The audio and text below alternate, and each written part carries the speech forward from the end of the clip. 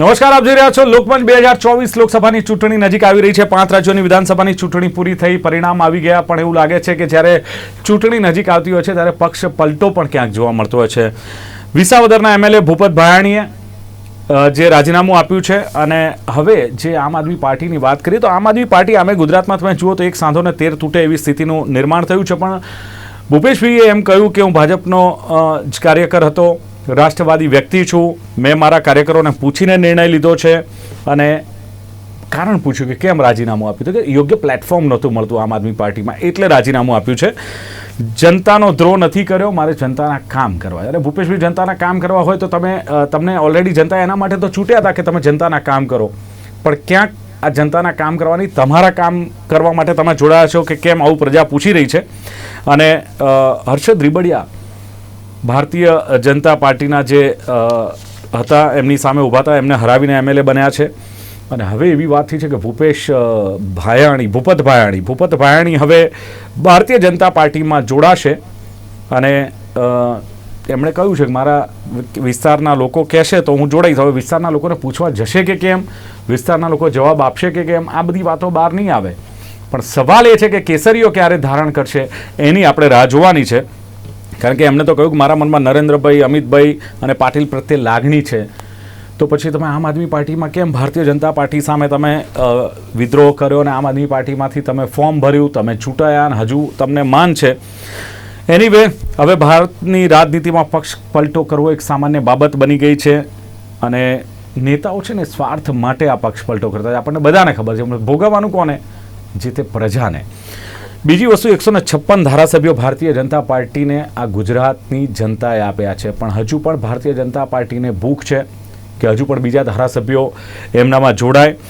અને આયાતી નેતાઓના જ્યારે વધામણા થતા ત્યારે પેલા પાયાના કાર્યકર પૂછતા હોય છે કે અમારો શું વાંક, એનો જવાબ કદાચ નહીં મળતો હોય. એનીવે, મેં કહ્યું તેમ વિધાનસભા 2024ની રાજકીય ગણિતના જે ગણિત મંડાવા લાગ્યું છે. ભાજપમાં ક્યાંક સરવાળા તો આમ આદમી પાર્ટીને કોંગ્રેસમાં ક્યાંક બાદબાકીની શરૂઆત થઈ છે. આ મુદ્દે ચર્ચા કરવી છે. પક્ષ પલટો સત્તાની ભૂખ છે કે લોકોની સેવા કરવાની તડપ છે? મારી સાથે જોડાયા છે કોંગ્રેસના પ્રવક્તા મુકેશ પંચાલ. મુકેશભાઈ, સ્વાગત છે આપનું. ભારતીય જનતા પાર્ટીના નેતા સંજીવ મહેતા. સંજીવભાઈ, આપનું પણ સ્વાગત છે.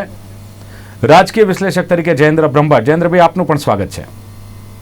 નમસ્તે. નમસ્તે સંજીવભાઈ, સવાલ તમારાથી ઉઠે છે. ભૂપત ભાયાણીએ આમ આદમી પાર્ટી જે રાજીનામું આપ્યું છે એમએલએ તરીકે, અને હવે કેસરીઓ ધારણ કરવાના છે. ક્યારે કરવાના છે તો ભાજપને ખબર ને એમને ખબર, પણ કેડર બેઝ પાર્ટી, શિસ્તબદ્ધ પાર્ટી, પાર્ટી વિથ ડિફરન્ટ, આવા ઘણા બધા ઉપનામ તમારી પાર્ટીને મળ્યા છે. અને છતાં પણ 156 તમને સીટો ગુજરાતની જનતાએ આપી છે. હજુ ભૂખ સંતોષાતી નથી કે શું? આમાં એવું છે કે અત્યારે જે વિકસિત ભારતની યાત્રા, એટલે મોદીની ગેરંટી યાત્રા જે ચાલે છે, એ યાત્રાની અંદર જેટલી ગેરંટીઓ છે અને મોદી સાહેબની ગેરંટી છે, એ ગેરંટીઓ પૂરી થવાની ગેરંટી છે એવું દરેકને લાગે છે. એટલે આ માહોલ એવો ઉભો થયો છે સમગ્ર ગુજરાત અને સમગ્ર દેશમાં કે સાચા નેતા, સાચો પક્ષ જો કોઈ હોય તો એ ભારતીય જનતા પાર્ટી છે અને એના સિરમોર નેતા છે વડાપ્રધાન નરેન્દ્રભાઈ મોદી. તમે જુઓ કે એક પછી એક એવા મુદ્દાઓ લઈને એમણે રાજનીતિ ની અંદર અમલીકરણ કરી બતાવ્યું. કોઈ માનતું નહોતું કે 370 કલમ દૂર થશે. કોઈ માનતું નહોતું ને કોંગ્રેસના લોકો તો સતત વિરોધ કરતા હતા કે રામ મંદિર બનવું જ ના જોઈએ. 27 એડવોકેટ મૂકી દીધા. આ લોકોએ મુસલમાનોની સેવા નહીં કરવાની, મુસલમાનોને ભ્રમિત કરવાના, સચ્ચર કમિટીની એક પણ ભલામણ અમલ નહીં કરવાનો. એની સામે નરેન્દ્રભાઈ મોદીએ વિધિન નો ટાઈમ 3 તલાકનો કાયદો લાવીને મુસ્લિમ મહિલાઓના દિલ જીતી લીધા. તમે જુઓ કે એના સિવાય પણ આ ભારતની અંદર ક્રાંતિ શરૂ થઈ ગઈ છે. એ ક્રાંતિની અંદર બધા જોડાઈ ગયા. તમે જુઓ એક પછી એક ડિજિટલ ઇન્ડિયા. અહીંયા ચા વાળો હોય ને, ડિજિટલ ફોન દ્વારા પૈસા સ્વીકારે, ફડાક દઈને પૈસા આવી ગયા કે નહીં પૂછે. એટલે આટલી સરસ રીતે ડિજિટલ ઇન્ડિયાને આપણે સ્થાપના કરી દીધી, આખી મુવમેન્ટને, જે સમગ્ર વિશ્વમાં નંબર 1 કહેવાય આપણું પેમેન્ટનું સિસ્ટમ. એની સાથે skill India, startup India, make in India, made in India, Beti Bachao Beti પઢાઓ, તમે એક ભારત એક રાષ્ટ્ર જે કરવાની વાત હતી એને બહુ ચકડોળે ચડાવીને નહીં થાય અને સુપ્રીમ કોર્ટમાં અરજીઓ કરી. સુપ્રીમ કોર્ટે પણ મોહર લગાવી દીધી કે મોદી ઇઝ રાઈટ, એના વિચારો સારા છે, સાચા છે. વાત રહી હતી ગુજરાતની, તે ગુજરાતની અંદર મુખ્યમંત્રી ભૂપેન્દ્રભાઈ પટેલ અને અમારા ભારતીય જનતા પાર્ટીના પ્રદેશ અધ્યક્ષ માન્ય સી.આર. પટેલ સાહેબ આ બંને એક સાથે નક્કી જ કર્યું છે કે દરેક સીટ 5-5 લાખથી જીતવાની. તો 5-5 લાખથી જીતવી હોય તો કેટલું બધું મસમોટું કામ કરવું પડે. આ કામની એવી તો ગતિ છે તે એનાથી આકર્ષાઈને લોકો ભારતીય જનતા પાર્ટીમાં જોડાઈ રહ્યા છે. તો એ બધાનું સ્વાગત છે. અમારી વિચારધારા સાથે એમની વિચારધારા મૂકીને જો તમારી વિચારધારા, હર્ષદ રીબડિયા તમારા એમએલએ હતા, તમારી વિચારધારા વાળા હતા, એમને જ હરાવીને જયારે આ એમએલએ થયા અને હવે તમારા શરણે આવે છે તમે સ્વીકારી લો છો. એટલે એમાં એવું છે કે નરહરી અમીન સાહેબ જયારે ભાજપમાં જોડાયા ને ત્યારે બહુ કાગારોડ કોંગ્રેસે મચાવી હતી. ત્યારે નરેન્દ્રભાઈ મોદીએ બહુ સરસ એક સેન્ટેન્સ વાપરેલું કે ભાઈ એક શક્તિ બીજી શક્તિ જોડે જોડાય અને એ પોઝિટિવ કામ કરે તો ગુજરાતનો સુવર્ણ યુગ આવે.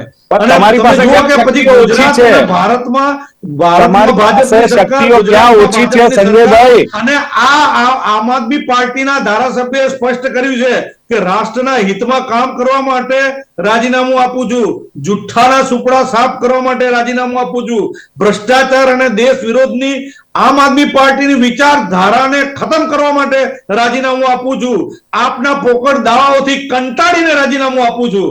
આટલી વાત જો ધારાસભ્ય એક વિડીયો એમનો વાયરલ થયો તો તમને ખબર હશે? ના, નથી ખબર, બોલો ને. ઓકે, એટલે જ કદાચ આ બધી વાત છે કે વિચારધારા અને આ તે. ઓકે, મુકેશભાઈ પંચાલ, શું લાગે છે એક નવી ક્રાંતિની શરૂઆત થઈ ગઈ છે? સારા નેતાઓ, સાચો પક્ષ અને સાચા નેતા જોડે જોડાવા બધા પણ ઉભા થાય છે. મોદીની ગેરંટી પૂરી કરવાની તાકાત મોદીમાં છે ને કદાચ સંજીવભાઈ કહ્યું કે એ સાબિત પણ કરાયું છે, એક માહોલ ઉભો થયો છે એને લઈને લોકો જોઈ રહ્યા છે. જી, અવાજ આવે છે? બિલકુલ આવે છે. મારું એવું કેવું છે કે સૌથી પહેલા તો એક છે ઘરના છોકરા ઘંટી ચારે પારકા ને આટો. હવે એમાં કહેવતમાં આગુ પાછું હોય તમે કરી લેજો જે કરવું હોય. સમજી એટલે સૌથી બરાબર, સૌથી પહેલા તો વિશ્વ વિખ્યાત પાર્ટી, પેજ પ્રમુખોની પાર્ટી, મોટું સંગઠન, આ બધી વસ્તુઓની હવા અહીંયા નીકળી જાય છે. બરાબર છે, કારણ કે એક બાજુ આપણા લોકલાડીલા પ્રધાનમંત્રી સંસદમાં એમ કે લોકશાહીને જીવંત રાખવા માટે વિરોધ પક્ષ જરૂરી છે. આ શબ્દ તમે ભૂમિકા છે કે સામ દામ દંડ ભેદ અને હવે તો નાણાં કે સૌથી વધારે ધનિક પક્ષ છે એટલે ગમે તેને સામ દામ દંડ ભેદ થી કઈ રીતે લઈ લેવા. એટલે પણ મને એવું થાય છે કે જે માણસોનો તમે વિડીયોની વાત કરીને વાયરલ થયો હતો એ વિડીયો હવે બધું પતી ગયું, એના ક્રાઇમ ગુના બધું હવે આ ગંગામાં ધોવાઈ જવાનું. તમે જોઈ લો, એમાં કઈ ચિંતા ના કરો હવે તમે. અને બીજી વાત એવી કરી અમે કે લોકોને વિશ્વાસ બેસી ગયો છે કે ચાવાળો ફાટ દઈને આમ પૈસા કે પૈસા આવી ગયા. સાયબર ક્રાઇમના કેટલા કેસ છે તમને ખબર છે? આ ભારતીય જનતા પાર્ટીના પ્રવક્તા એમની ગુનાખોરીનો ઇતિહાસ ગુજરાતમાં જે અત્યારે વધી રહ્યો છે જોતા નથી લાગતા. કારણ કે નહીં તો એ આવું બોલી જ ના શકે કે ફટાક દઈને પૈસા આવી જાય. અરે ભાઈ, ફટાક દઈને જતા રહે છે ને. તમે ફોરેનના જયારે વિશ્વગુરુની વાત કરો છો ને તો ફોરેનમાં જે પૈસા જતા રહે ને કોઈના, તો એ લાવી આપવા માટે સરકાર, ત્યાંના અધિકારીઓ અને ત્યાંનું તંત્ર બહુ સજ્જડ છે. અહીંયા આગળ પૈસા એ કોક બેન એટીપી આપે ને, સેન્ડવિચ મંગાવી હોય ઓટીપી આપે ને, સાહેબ એનું બેંકનું બેલેન્સ ખાલી થઈ જાય. આવા સાયબર ક્રાઇમના જે ગુના બને છે એની અંદર તમે ક્યાં જાઓ છો? ચાવાળાના દાખલા આપો છો.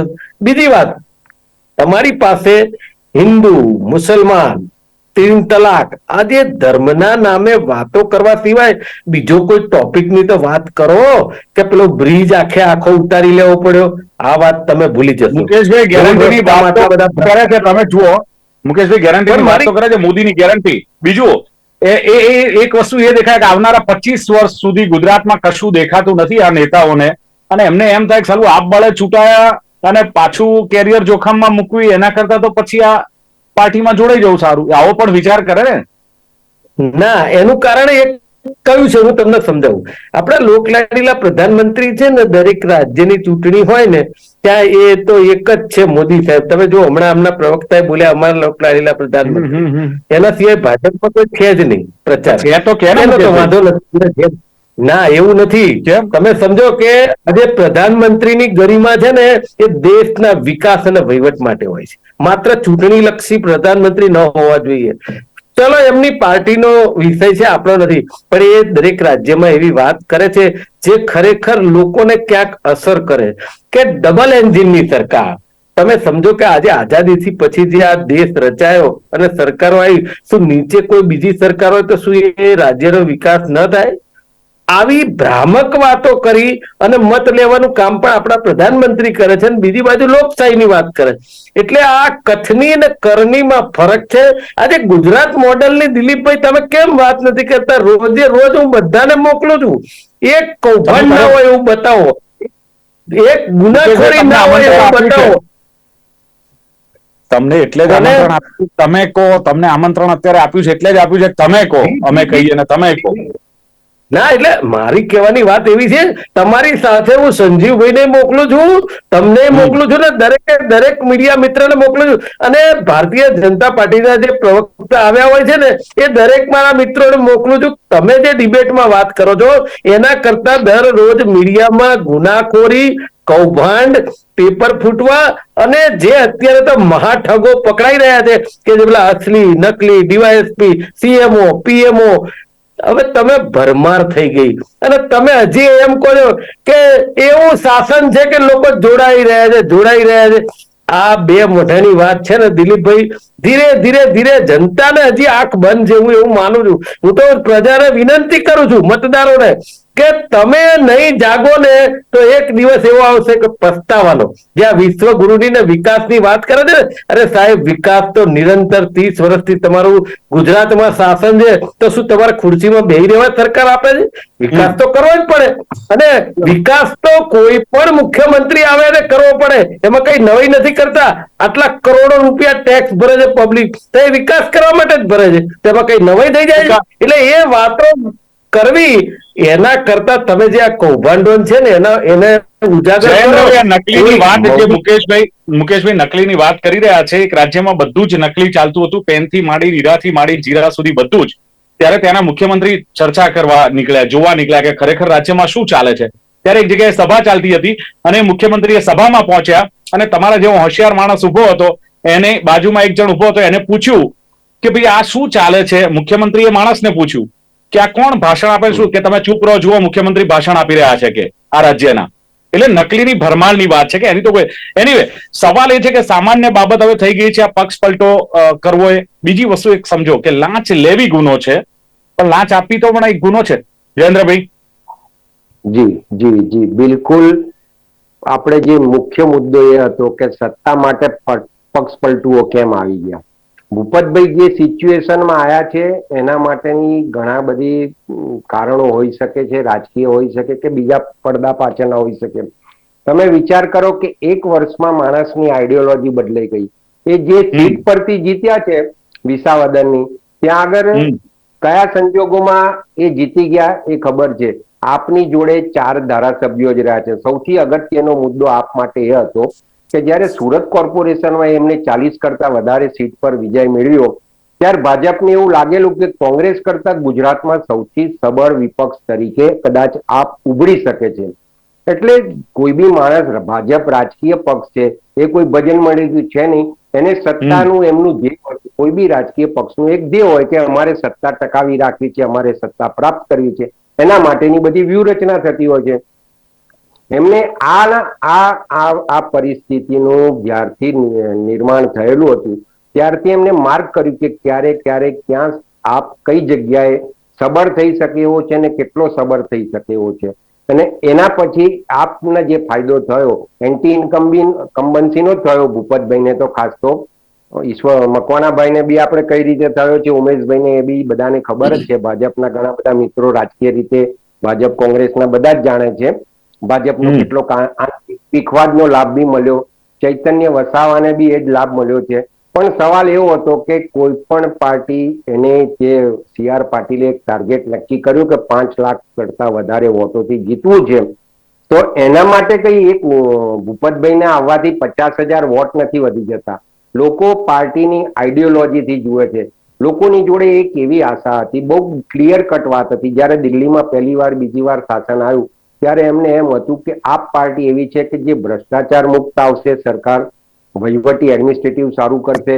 પણ જ્યારથી દિલ્હીના એક પછી એક આપ સરકારના કૌભાંડો બહાર આવતા ગયા અને સૌથી વધારે સોશિયલ મીડિયામાં જે ફરતા થઈ ગયા, અરવિંદ કેજરીવાલના થોડા થોડા સ્ટેટમેન્ટો બી એવા આવવા માંડ્યા કે બધાને એમ થયું કે જે અપેક્ષાઓ પ્રજા હંમેશા સબળ વિપક્ષની આશા રાખે છે. તમે જુઓ, કોંગ્રેસ જ્યારે વિપક્ષ તરીકે અસફળ રહી છે, નિષ્ફળ રહી છે, ત્યારે એને આપનો ચાન્સ મળ્યો. નહીં તો જયેન્દ્રભાઈ, આપવા બીજી એક મુશ્કેલી હતી કે આપે કહ્યું એમ કે સુરતમાં સારું એવું પરફોર્મન્સ આપ્યું ને ગુજરાતમાં પણ શક્યતાઓ હતી, ભલે જે 5-6 સીટ આવી આપની, પણ ત્યારબાદ તમે જુઓ કે ગુજરાત સામે અરવિંદ કેજરીવાલે જોયું નથી, દિલ્હી સંભાળવામાં રહ્યા. ઈસુદાન ગઢવી ગુજરાતના જે પ્રમુખ હતા એ પણ હવે મીડિયા ક્ષેત્રે પાછા પત્રકારત્વ ક્ષેત્રે પરત ફરી રહ્યા છે. ગોપાલ ઇટાલિયા વકીલાત કર્યા. રણી ધણી સાહેબ કોણ છે આમાં? મને તો લાગે બીજા 4 છે ને એ જાય છે. ના, એ સ્વાભાવિક જતા રહે. કોઈ બી વ્યક્તિ, દરેક વ્યક્તિને કઈ ને કઈ મહત્વકાંક્ષા હોય છે ને એમને ખબર છે કે જયારે અમારું અસ્તિત્વ જ જોખમમાં છે, અને આ કોઈ પણ વ્યક્તિ, સાંભળી લો, રાજકારણમાં જાહેર સેવક તરીકે આવતો વ્યક્તિ કોઈ સેવા માટે આવતો નથી. ઇન્દુ કાકા જેવા, ઇન્દુ ચાચા જેવા બહુ જ રેર ધારાસભ્યો, સંસદ સભ્યો બની ગયા કે જે લોકોએ પ્રજા માટે સમર્પિત કર્યું. ભાડા ભથ્થા ના લીધા. આપણા અમદાવાદના મેયર હતા જયેન્દ્ર પંડિત. મને ઘણા બધા નેતાઓ નામની યાદી યાદ છે. એ વસ્તુ ભૂલી જઈએ. અત્યારે એવું થઈ ગયું કે ધારાસભ્ય તરીકેનો એક પદનો મોભો, સરકાર દ્વારા એમને આપવામાં આવતા આર્થિક લાભો, અને એ બધા એટલા બધા થઈ ગયા કે પ્રજાના સેવા કરવા માટેના એમની જોડે આર્થિક અને શ્રમના બીજા સાધનો પૂરતા પ્રમાણમાં મળી ગયા. તો એક સાથે એમનું 2 કામ થાય છે. એક મોભો સચવાય છે કે ભાઈ સામાજિક રીતે અમારી પ્રતિષ્ઠા વધી જાય છે, સમાજના સારા સારા આગેવાનો સાથે થાય છે, ઘણા બધા બેનિફિટ થાય છે. સેકન્ડ થિંગ એવું થયું કે આપમાંથી એ લોકો ભાજપમાં આવે, એમને ખબર છે કે જયારે આપનું ગુજરાતમાં જ અસ્તિત્વ નથી રહ્યો, બરાબર, તો પછી હવે બીજી રાજકીય જાહેર જીવનમાં રહેવું હોય, ટકી રહેવું હોય, નહીં તો સુરતમાં આવેલી આટલી બધી સરસ સીટો કોર્પોરેશનની જો બધી એક પછી એક બધા નીકળી જાય, અને એમાં સૌથી વધારે અગત્યની વાત એ હતી કે આપના જ વ્યક્તિઓ દ્વારા અંદર ચારિત્રના અને આર્થિક કૌભાંડના વાત. બિલકુલ, એટલે આપ કહી રહ્યા છો તે પ્રમાણે કે આમ આદમી પાર્ટીનું અસ્તિત્વ પણ ગુજરાતમાં હવે આવનારા સમયમાં જોવા ન મળે. સંજીવ મહેતા, સવાલ એ છે કે તમારા ધારાસભ્યને હરાવીને જ્યારે વ્યક્તિ તમારા પાસે આવે ને ત્યારે તમે ઉઢવાના પાથરો છો, પણ બીજું કે જેણે તમારા કાર્યકર્તાઓ, જેણે પગના જૂતા તો ઠીક છે, પગના તળિયા ઘસી નાખ્યા છે, એમની કોઈ કદર થતી નથી. એ બોલશે તો કશું જ નહીં, કારણ કે તમારામાં લોકશાહી કેટલી છે તમને વધારે ખબર છે. બોલશે કશું નહીં, પણ આ અંદર ખાને કાર્યકર્તાઓમાં એક કચવાસ તો ઉભો થાય છે કે અમારે ઝંડા જ લહેરાવાના છે અને ચટાઈઓ જ પાથરવાની છે. આયાતી આવશે અને પોસ્ટ મળી જશે. ભારતીય જનતા પાર્ટીના વિચારો અને નીતિઓથી સંમત હોય એવા કોઈ પણ નાગરિકને હજી ફરીથી પુનઃ સ્વાગત છે. હવે વાત રહી પંચાલ સાહેબ, તમે ભાજપ સામે લડો, પછી બીજા તમારા કાર્યકર્તાઓની કરો ને, પેલા જે કાર્યકર્તાઓ પગના તળિયા ઘસી નાખે એમની કદર કરો ને, એમ મારી વાત છે. પંચાલ સાહેબ તો એમનું કહેશે જે કેવું હશે.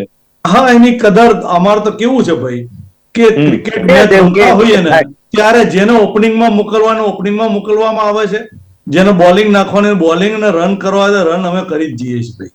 એટલે અમારે પાર્ટીનું નેતૃત્વ, શીર્ષ નેતૃત્વ જે નિર્ણય કરે છે એ શિરોમાન્ય રાખીને લોકો ચાલે છે, અને શિસ્તબદ્ધ પાર્ટી તરીકે અમે અમારો જય જયકાર તમને ગમતો ના હોય પણ થતો રહેવાનો છે. મારે તો પંચાલ સાહેબની વાત કરી હતી, અમારી સામે લડતા જનતા અમે લડી બેઠા. એ એમ કે એમના નિવેદનમાં, આ ડિબેટમાં, કે લોકોની આંખો બંધ થઈ ગઈ એવું લાગે છે, લોકો જાગતા નથી એવું લાગે છે. આવું કે હદ કરી નાખી જનતાને, તમે જનતાનું અપમાન કરી રહ્યા છો પંચાલ સાહેબ. પણ તમે ગમે તે કહો, તમે એમ કહો કે અમે રામ મંદિરની વાત કરીએ છીએ. હા, અમે રામ મંદિરની વાત કરવાના, કારણ કે રામ અમારું જનૂન છે. જય શ્રી રામના નારા સાથે અમે જયારે નીકળી પડીએ છીએ ત્યારે અમે હિન્દુત્વ માટે નીકળીએ છીએ. તમે એમ કહો છો કે ટ્રિપલ તલાકની વાત કરીએ છીએ, તો ટ્રિપલ તલાકના મુસ્લિમ મહિલાઓની હાલત વિશે કોઈ દયનીય હાલત વિશે કોઈ અજાણ્યું નથી કઈ. ત્યારે આ ભારત સંજીવભાઈ અમે તો એમ વાત કરીએ છીએ કે ભારતીય જનતા પાર્ટીની સંજીવભાઈ 370 ની બધું જ સાચું, 370 ટ્રિપલ તલાક. સંજીવભાઈ અમે તો સંજીવભાઈ અમે તો એમ કહીએ છીએ, સાંભળો અને એની સંજીવભાઈ તમારો જુસ્સો સમજી શકીએ છીએ, પણ મારી વાત પણ સાંભળો. અમે તો એમ કહીએ છીએ કે ભારતીય જનતા પાર્ટીની સરકાર 2014 માં આવી ને ત્યારે 55 લાખ કરોડ દેવું હતું. એના આવ્યા પછી 10 વર્ષમાં 1,55,000 કરોડ દેવું થયું છે. લો વાત કરો છો ને સાહેબ, દેવાની વાત કરો છો ને, તમે સમજો દેવાની વાત કરો છો ને, ત્યારે હું આપને ઉદાહરણ આપું કે નરેન્દ્રભાઈ મોદી કેટલું સિફતતાથી કામ કરે છે. મેટ્રો અને બુલેટ ટ્રેન સાંભળો તો બધા પ્રશ્નો સોલ્વ થઈ જાય તમારા સાહેબ. સાંભળો સાહેબ, મેટ્રો અને બુલેટ ટ્રેન એનું કર્જ આપણે લીધું જાયકા બેન જાપાન પાસેથી લીધું. કેટલા ટકા લીધું ખબર છે?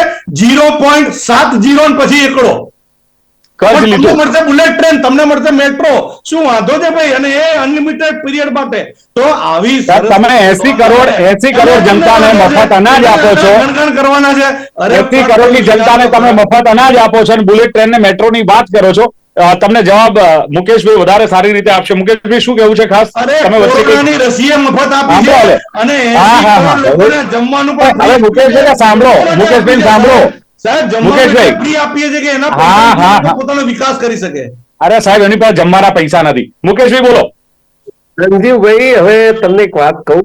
તમે લોકો છે ને જે હમણાં ટ્રિપલ તલાક અને રામ મંદિર એની વાત કરી ને, તમે લોકો રામને પણ તમારે જરૂર પ્રમાણે ઉપયોગ કરો છો, હિન્દુઓને અને હિન્દુત્વ જરૂર પ્રમાણે ઉપયોગ કરો છો, અને મુસલમાનોનો જરૂર પ્રમાણે ઉપયોગ કરો છો. એક બાજુ આરએસએસ ના વડા એમ કે મુસલમાનો કો સાથ में लेना चाहिए, બીજી બાજુ હિન્દુત્વની વાત કરવાની એટલે મુખ મેં રામ બગલ મેં છુરી વાળી વાત કરવાની. જયારે નરેન્દ્રભાઈ ને તમને ઈચ્છા થાય ત્યારે કોઈને પાછળ બાજુમાં લઈ લેવાના, પાછા છોડી દેવાના. એટલે પ્રજા શું ભરમાય જ રાખે તમારી વાતમાં. અને 80 કરોડ લોકો જ્યારે તમે કહો છો મફત અનાજ આપીએ છીએ, તો તમે કઈ ગરીબી દૂર કરી નાખી? તમે ગરીબની વાત ગરીબ મેળા કરો છો ને, જે ગરીબ મેળો કરો છો એનો ખર્ચો કરોડો 2 કરોડ રૂપિયા ગરીબ મેળાના મંડપનો ખર્ચ હોય છે. તો એવી શું જરૂર? આ આપણા લોકલાડીના પ્રધાનમંત્રીએ મહિલા બિલ સ્પેશિયલ બજેટમાં પાસ કર્યું અને તરત બીજે દાડે ફ્લાઇટ લઈને આયા 5 કરોડના ખર્ચે મહિલાઓને કહ્યું કે રાખી કી ભેટ દેને આયા હું. અરે પણ બીજી 4 રાખી બાકી છે, 2026 માં ઇમ્પ્લિમેન્ટ થવાનું છે. તો હવે કઈ ભેટ આપશો પછી 4 રાખડીમાં? એટલે રાજસ્થાનમાં 400 રૂપિયા બાટલો આપવાની વાત કરે, ગુજરાતની પ્રજાને કેમ આવું કરો છો? આ પણ મળશે. હવે તો તમે વિરોધ પક્ષમાં છો ને, તમે માંગ કરજો કે ભાઈ અમને પણ આપો. મળશે. વાતો 2013 માં, દિલીપભાઈ મારી છેલ્લી વાત સાંભળી લો. 2013 માં દેશવ્યાપી આંદોલન કર્યું હતું આપણા લોકલાડીલા પ્રધાનમંત્રી, અમારા ઇન્ડિયા સાથે છે એવા કેજરીવાલ, પેલા બાબા રામદેવ 50 રૂપિયા પેટ્રોલ વાળા, સ્મૃતિબેન ઈરાની આમાં પેલો બાટલો લઈ લઈને ફરતા હતા એ, અને એમના હજારે. અને મોંઘવારી ને મહેંગાઈ કી માર ને મોદી સરકાર ને 50 રૂપિયા પેટ્રોલ ને 400 રૂપિયા ક્યાં ગયું?